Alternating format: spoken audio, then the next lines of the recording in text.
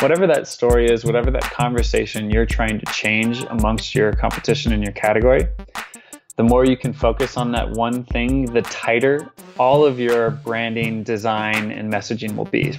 What's up, ladies and gents? Thanks for tuning in to another episode of Food Marketing Nerds. Today, we've got Fred Hart back on the podcast talking branding and industry trends. We had Fred on the show back at episode number 30, and if you haven't listened to that one yet, it is one of our most popular episodes, and we talked all about honing your brand strategy, so I would definitely recommend going to check that one out. Fred is a partner and creative director of Interact, which is one of the most sought-after packaging and design firms, and they're based out of my home state of Colorado, so bonus points. Part of Fred's job as creative director is keeping a pulse on the industry and really how to leverage that knowledge to set brands up for the future. Fred and his team recently returned from the Fancy Food Show in New York, and they're doing a little bit of that intel. And on the show today, we're going to talk about what interesting categories and trends they saw popping up at the show. We also discussed how Amazon's purchase of Whole Foods could have a huge impact on packaging design, what steps you can take to get your brand strategy buttoned up, and plenty more. Fred's a rock star in the industry and has plenty to teach us all in his approach to keying in on trends. So let's get to it. Welcome to the Food Marketing Nerds podcast, where we talk marketing, branding, and social media with the smartest minds in the business. Here's your host, Alex Osterlee. Fred, welcome back to Food Marketing Nerds. Happy to be here. Just got back from New York City, so good to be back in Colorado. Yeah, looking forward to chatting a little bit more about Fancy Food Show. But first, I saw that you got named 30 under 30 for CPG packaging design. So congrats. Can you tell us a little bit more about it? It's so funny you should mention that. Thank you. It's Brand Packaging Magazine, a great kind of industry publication. Just happened to name me as one of those top 30 rising stars under 30. So super fortunate.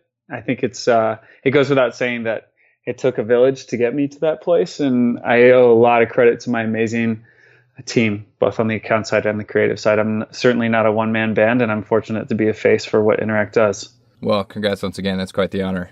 So going back to Fancy Foods, for our listeners who aren't really familiar with what Fancy Food Show is, can you just give a quick rundown and then kind of want to dive into what you saw, what kind of trends you started to see emerging and different design things going on? Yeah, absolutely. So Fancy Foods is a great specialty food show that happens twice a year. The summer's always in New York and the winter's always in San Francisco. They've been around for a long time, and it's a pretty decently trafficked show. I think there were 20,000 attendees at the show, if you will. I'm not sure how many brands, but it certainly was in the thousands. And it's really interesting because you have kind of the old world of specialty. So you have a lot of these import products. You're talking meats, charcuterie, chocolate, all of these kind of really gourmet things. And then in the last, I'd say probably 10 years, there's really been this infusion of the natural world coming into specialty and helping remake it. So the show is kind of broken out into two floors. The top floor is a lot more of the traditional specialty food world, a lot of the bigger brands, importers. And then downstairs is a lot of the new brands and where there's this really reawakening of the specialty food space. That's interesting. And how long were you in New York for? 3 days. So the show started on Sunday, Monday, and Tuesday. And boy, did we walk a lot. I'd say we probably averaged 5 miles just walking the show every day. Yeah, it's pretty solid getting the steps in. Absolutely. Got to wear some comfortable shoes. So these kinds of shows are a great place for different brands to unveil, whether it's new products, new packaging designs, whatever it is. So did you see anything that really caught your eye as far as new packaging or branding went? Yeah, there are a number of companies that use these trade shows as milestones, whether that's for the retailers or for consumer engagement. They're really utilizing that stage to showcase something new. And so because we really only work in the food and beverage industry, we probably had, I think, 12 different clients there. And I'd say at least 8 of them were debuting a new product, part of the portfolio, which meant we were doing new packaging for them. So selfishly, I'll talk about one of our clients, One Culture Foods. What they're doing is really cool. They're basically recreating the cup of noodle experience. So you think about this like, college day meal, pennies on the dollar to buy cheap food, and Hanson, this amazing entrepreneur, is really taking it to a high end. So he is doing these noodle cups, noodles that have never been fried. It has a bone broth reduction packet inside, seasoning, and just really high quality stuff. And he was actually voted as one of the top 5 most innovative products at the Fancy Food Show. So, I'm not just, trying to toot one of our clients' horns. So that was pretty awesome. And then, there are a number of other brands. Sap, sort of a tree water drink, had a redesign, a lot of new product extensions. I'd have to take a second and comb through some of the photos. There's hundreds, but there are a lot of great new products at the show. And for our listeners, Fred actually sent over a Dropbox link of a bunch of the great pictures that they took of different branding, different products at the show. So we'll definitely link that up in the show notes so you can go take a look if you weren't able to attend the show. So of the innovative products that you were seeing, were you able to identify any interesting or new potential trends that are maybe raising, kind of bubbling to the surface, just as far as the category goes in general?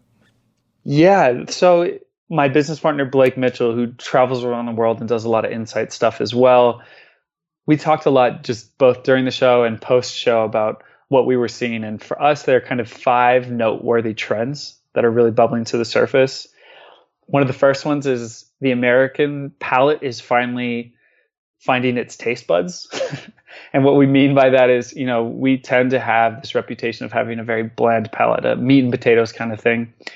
And at this show, there was this huge infusion of both Indian and Korean flavors. So there were 2 kimchi brands, Mother's-in-Law and Mama O's, the 2 really great kimchi brands that were also doing sauces. There was One Culture Foods, one of our clients who does these amazing ethnic Asian sauces. So like a gochujang, a fermented black bean. And then there were numerous types of Indian flavors, whether that's through a snack product, through sauces, chutneys, even nuts. And I think it's just really interesting to see kind of Sriracha 2.0 really take fold and people getting really interested in the different levels of spices. There was the ghost pepper challenge that became infamous on the web earlier this year. And you're continuing to see people get really interested in tantalizing flavors that really excite the palate and even give people a little bit of sweat. Ghost pepper challenge sounds terrible. Yeah, it's not too bad. There was one brand, Pipcorn, which was famous several years ago for getting funding through Shark Tank, and they're doing really well. And they're based in New York, and they have this Death Valley popcorn flavor that they're kind of doing, which is charcoal activated popcorn with ghost pepper flavor. And really cool combination, but that's one kind of really interesting example of that coming to the popcorn category, where popcorn as a product is really just a canvas for flavor, and they're starting to do some pretty cool things.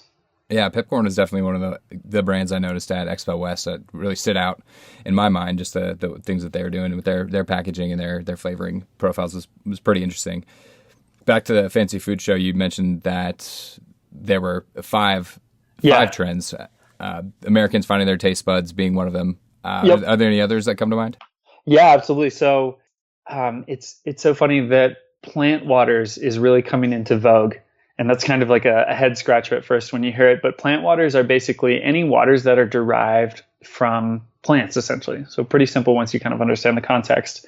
So watermelon water is a great example, although watermelon water is a little bit more juice than anything. But you're seeing now maple water. So maple water is you basically tapping a tree, but not for its sap. So not during the seasons where it's producing that. And so you're getting this water that is infused with certain compounds that are beneficial to the human body. Cactus water is really huge right now. Birch water. It's just really, really fascinating. There's like these different types of products that are being pulled from nature rather than just from a stream or from a spring source. So they're still trying to figure out their positioning of like, what is it that they offer? Is it a unique mineral blend? Is it a high in antioxidant? Is it polyphenols? But it's a place that's really starting to find some traction and definitely starting to grow a bit within both the beverage space and the specialty food space. And I think the concept around Americans finding their taste buds and plant waters becoming a little more prevalent, there's probably different underlying factors that are causing either of those things, but just gut feel. I know you guys are do research behind your design and branding, but could you give a gut instinct as to why those trends might be emerging? Well, the Americans finding their kind of taste buds is a little bit easier, just pointing to different regional influences. So whether that's sort of Mexican food in the Southwest and other areas, or Asian cuisine coming into vogue, ramen. So I think that stuff's a little easier to pinpoint. The plant waters, it's a little more. I think it's a little bit more difficult to really pinpoint where is that inspiration coming from. You're getting to a place where water is now finding this premium tier with alkaline waters and pH waters and antioxidant waters, all of these sort of boosted functional water products. And in a lot of ways, food and beverage in general is returning to the source, getting as close to the origin of food as possible. And as we do that, people are looking to plants to see what else they can sort of provide people. And it just so happens that we all need to drink water. These plant waters are low in sugar, so they're hitting on these trends. And I think people are really searching out kind of natural functionality rather than infusing it like a vitamin water. So, that might be some of the reasons, but there's a lot smarter people on the subject than I am, sure. So was there any, just being in the industry, you've got a great pulse on just what's going on in CPG and in natural products in general. Were there any brands that you saw that it was a comprehensive approach to both design, the displays, the booths that they had, and just the overall presentation of the brand that stood out as, wow, that's a strong presentation? Yeah, there's JC's Pie Pops. So here's a company, JC's, that really focuses on kind of ice cream and novelties. So they have these kind of super indulgent cake pop frozen desserts, and they're coming out with ice cream pints now and scoops. But they have just a very high level of polish to the brand. They've been around for a while. Their booth was looking phenomenal. You can search one of the photos to the Dropbox link, and they just had their presentation really well put together. What we're finding is at these trade shows, there are certain areas where it's more just tabletop presentations rather than full-on booths. And that's an entryway for a lot of emerging brands. And those emerging brands, they can't really jazz up a tabletop. You get like a table skirt and that's about it. But what we find is that their presentations continue to improve in overall branding and design throughout the years. I think there's just a real kind of renaissance of understanding the power that design has on a business. And so people's presentations right out the gate are pretty strong. And we were seeing that a lot actually in kind of another trend that we were seeing at the show of just America's infatuation with caffeine. So with the adventation of cold brew as a unique sort of processing, most people are familiar with cold brew coffee. And you're also starting to see that really infused into the tea world too. So there's cold brewing tea. And so, for instance, there was a brand called SunUp that's doing green coffee, which was really, really interesting. It's kind of a merger of the coffee and tea world, where they're taking coffee beans, which are always green before you roast them. And instead of roasting them, they basically steep them in water, which infuse the water with their natural caffeine. So in a 16-ounce can, it drinks like a tea, but it has 285 milligrams of caffeine. Wow. Yeah, pretty interesting product.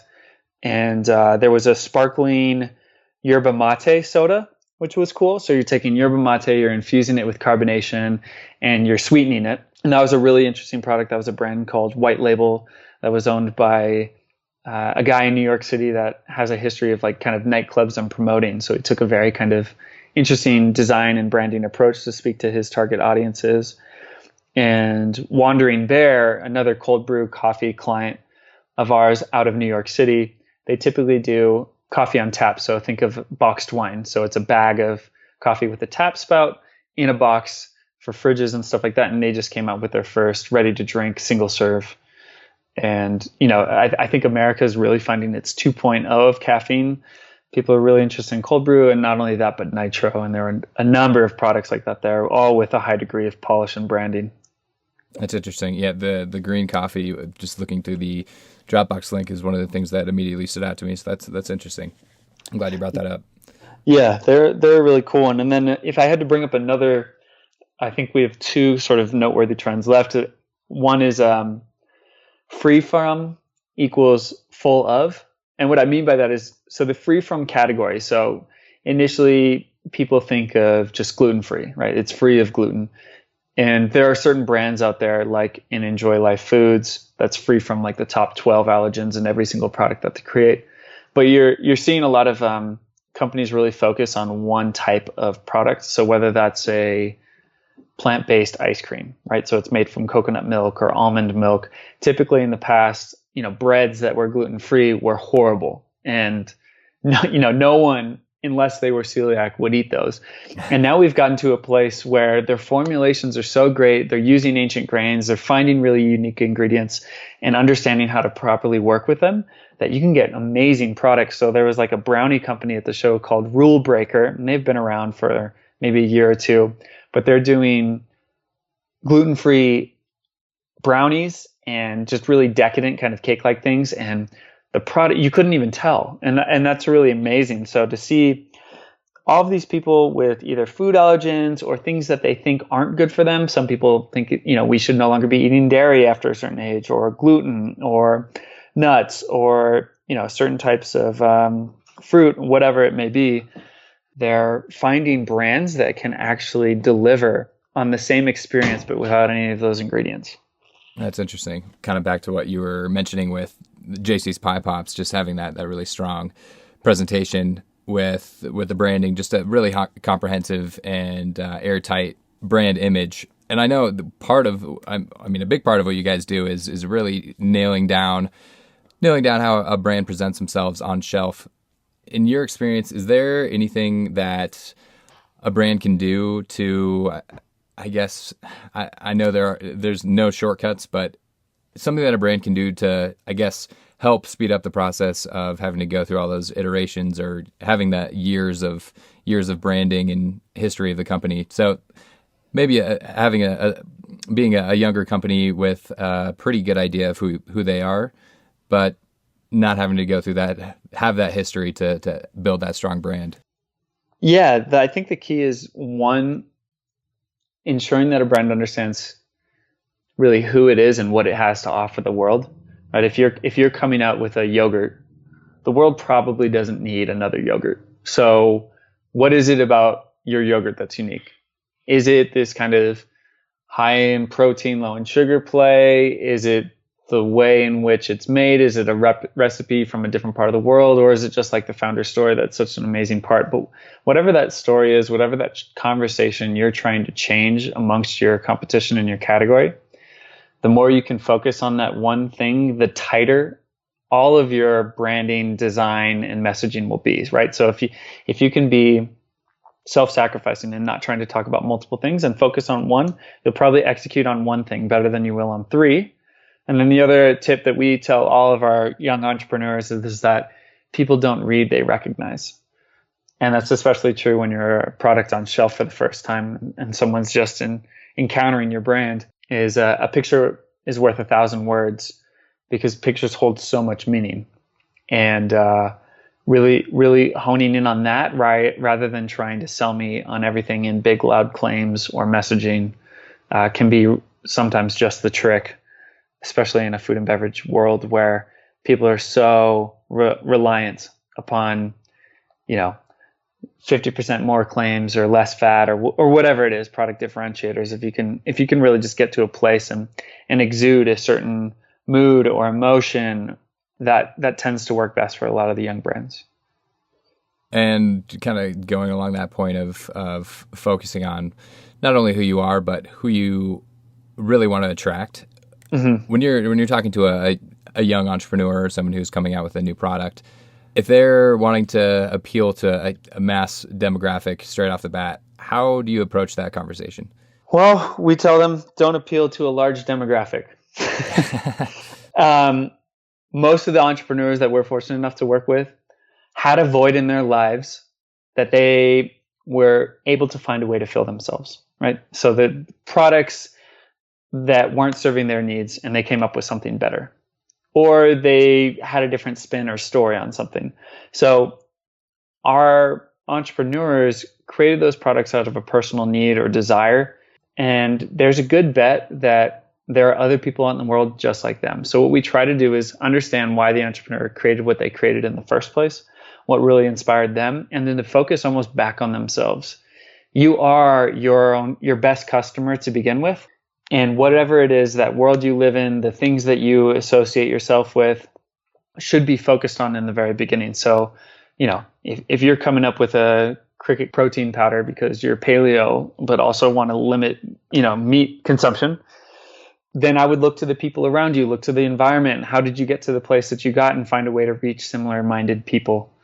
Once you kind of get that and gain a little bit of traction, then you can figure out what are the other things that you can do to alter your messaging that might relate to a larger demographic. But you really got to get those strong loyalists up front.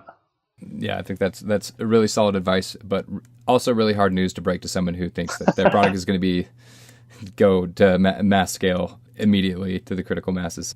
Yeah, I mean, sometimes it happens, but every overnight success that you see in the food and beverage industry has actually been in work for, years at a time. So it's a slow grind, but that's what really makes a brand have a sense of longevity and ultimately worth an exit strategy. So whether it's being purchased by someone else or private equity coming in, they're looking for brands that have a true authentic story, and any flash in the pan is probably not going to make it over the long haul. And speaking of acquisitions, I'm sure the recent acquisition of Whole Foods was a pretty big shock to the industry and just to business in general. So how have your clients and how do you guys foresee that influencing what you're doing and just the industry in general? Yeah, some people are really worried about it. Some people are scared. Some people think it's a bad thing. I tend to take an optimistic approach. Amazon is a trailblazer, just as Whole Foods is. And I think that a lot of the kind of pioneering aspects are a shared piece of DNA amongst the two brands. If anything, I think Amazon will help Whole Foods be a part of the democratization of natural and organic food.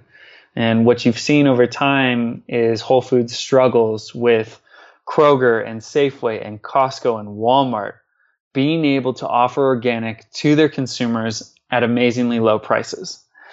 And it's really started to commodify all of that. And so what does Whole Foods stand for as a brand if they are not a part of that commodification, that democratizing aspect? Well, now they have a real opportunity to play that role and not just be this higher end, inaccessible, somewhat exclusive brand for, people that can do SoulCycle 5 days a week in New York City. Clearly that's not the only consumer that they have, but I think Amazon will be able to really help them become much more efficient. And, Amazon has a really interesting culture. I think some things will be good for Whole Foods, but they also need to learn from Whole Foods. Like any great acquisition, Justin's Nut Butter, for example, Hormel bought them, right? You're talking about the maker of Spam. And under any other circumstance, that would be a bad acquisition because they would kill everything that makes Justin's unique. But Hormel understands that Justin's needs to be left alone to a certain degree.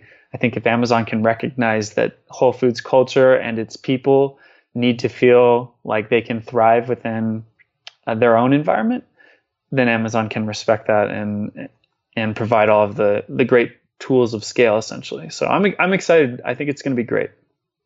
I'm excited to have groceries delivered to my house, so I don't have to go. That's what I'm most excited about. Via drones. Well, I don't know if I'm excited for that part, but if it gets there in 30 minutes, then I guess we can deal with it. Sure. So, do you think there will ever be a point where customers are coming to you and saying, "I need these to fly off the shelves of Amazon before off the shelves at a typical grocery or retail"? It's actually one of my favorite conversations to have right now because I'm still trying to wrestle and the agency is still trying to figure out what does the future of food look like. One of the really key parts of our branding agency is understanding the role of competitive design. So in no other design industry whether that's advertising, corporate identity, print, web, UX, UI. When you're building those brands, they kind of exist in their own vacuums to a certain degree. Only in the food and beverage world, CPG really at large, can Coke sit right next to its number one competitor, Pepsi, and vie for a consumer at the exact same time.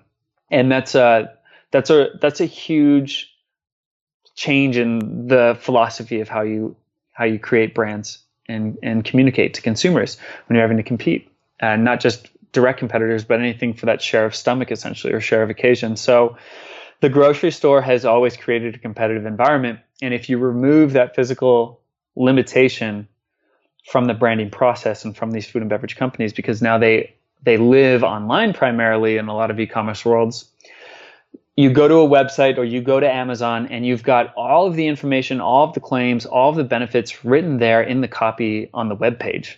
So they don't need to exist on the packaging anymore. In some regards, that frees up the packaging to be so much more expressive and unique. I get really, really excited about thinking what we can do with a brand that doesn't have to deal with the limitations of a shelf. And so how can you tell a story? You know, we're also in an age where digital printing is really coming into play. So how can each pack change? How can it change online?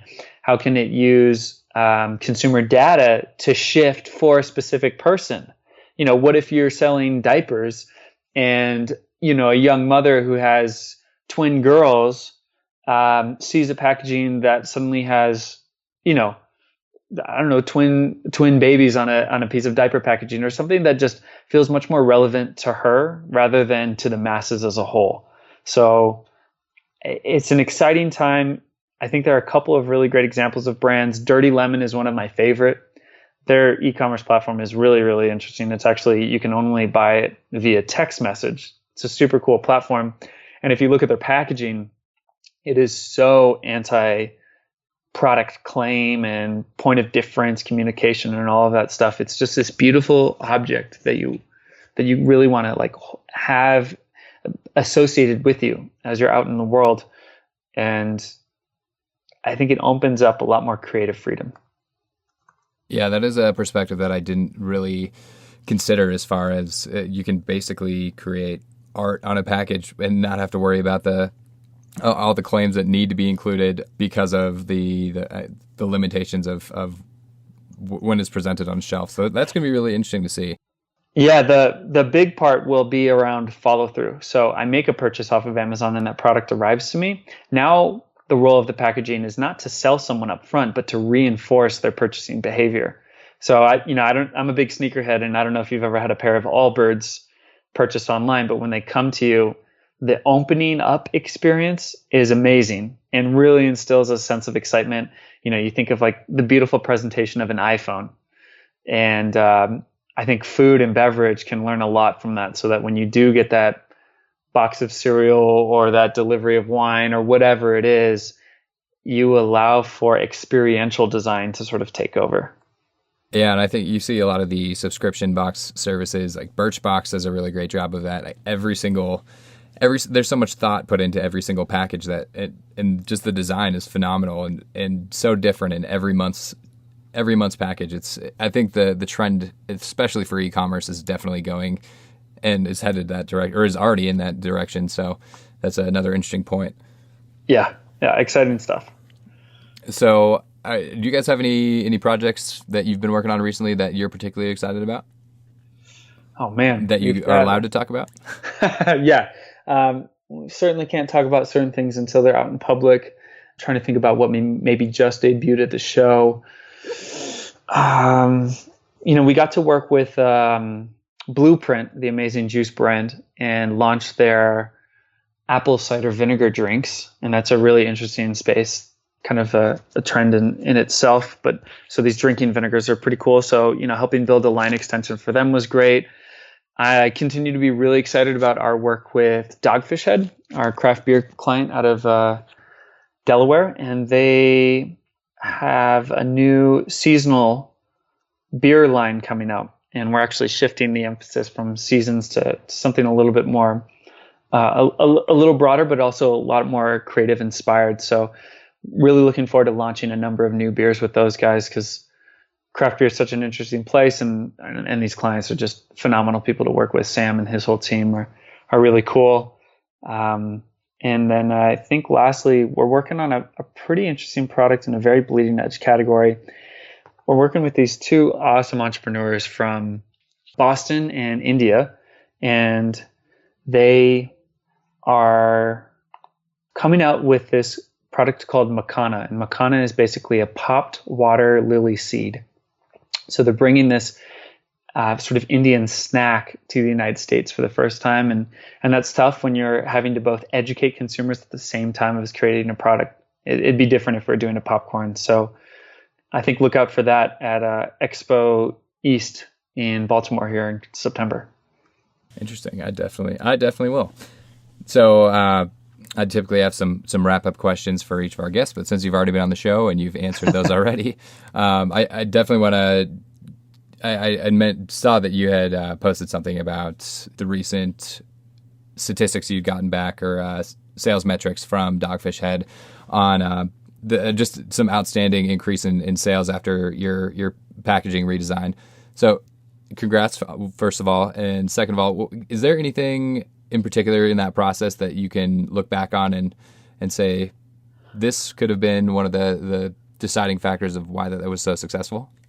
Yeah. So, year over year, I think they have seen a 17% increase in sales in the same markets. And then just in Q1 of this year, they've seen a 20% increase. So wow. They're doing some amazing stuff. I mean, branding and packaging is just one of the stars that has to align for a brand to be successful. So we're certainly not the only ones that can take credit for that. They've increased distribution. They've gone into a number of new states. They continue to put out amazing product. Sam constantly is out in front of the retailers, distributors, overall beer community, just being an evangelist for what he and the entire craft category is doing. But I attribute our work to just really representing what makes the brand so unique in the first place. They have such a unique story, and in a day and age where so many of these craft breweries are being bought up, they lose their stories are tarnished a little bit, right? You still have the roots, but they're not run by the founders. Anheuser-Busch owns them. The stories change a bit. And so we're just really fortunate to continue to have Sam at the helm of the brand that reinforces the visual story we tell at shelf every day. So it's really about focusing on the art and creativity of beer through the use of ingredients. Every beer tells a different story.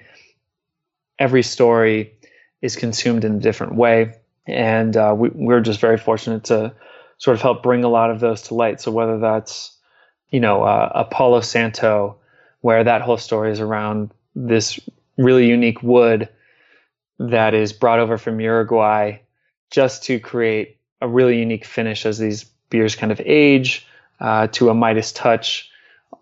Every beer has a story. And so, I think the authenticity of that, and then the ability to design something authentic to it, was important. It's so easy to get caught up in design trends these days, but the more you lean into trends, the more you start to look like everything else. And especially as you're a bigger brand and you're in more places, you're going to find a lot more lookalikes. So we really tried to just find our own unique DNA.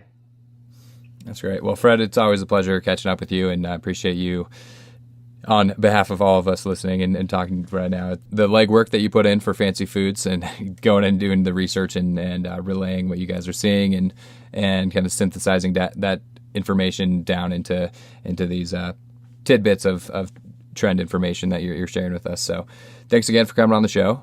Absolutely. Thanks for having us. We'll be doing it all over again for Expo East in Baltimore. So hopefully we'll see you there. If not, we'll have plenty more pictures and, looking to just help all the entrepreneurs out there.